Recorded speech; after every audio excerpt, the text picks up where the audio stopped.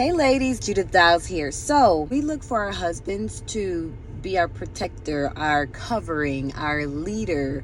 These things make us feel so girly, so good, so wifey.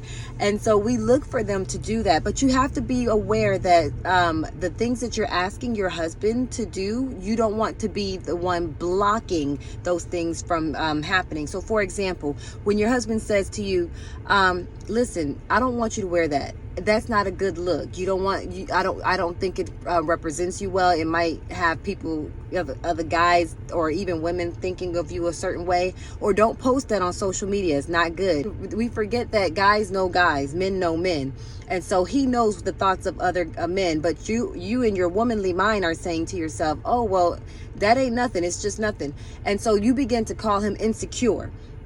And you start saying things to him. But then when that backlash happens from what he told you, now your reputation is messed up or men are disrespecting you. Now you're looking for him for his protection.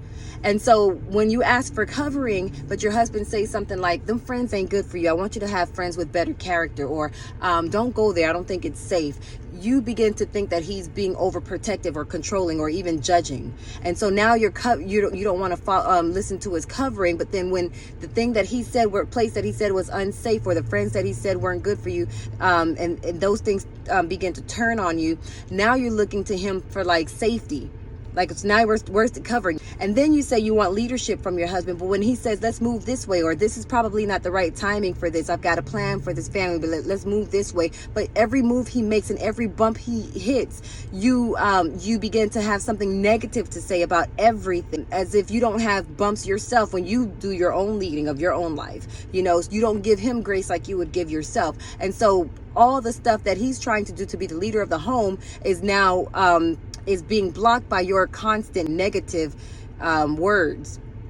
I'm just trying to say that everything that you want to be protected, you want to be covered, you want a leader, but you fight him with every step. I think the very things you want, your own ways keep you from getting it. At this point in time, it's important that you start to let God's wisdom speak to you. Don't ignore wisdom when wisdom speaks. You want to listen to God's voice, learn to follow his voice when he speaks to you, and begin to follow your husband. When God placed him as the head of the home, trust that God will speak to him, and have faith in God in the midst, because it's not going to be an easy walk, but trust me, you will reap the benefits.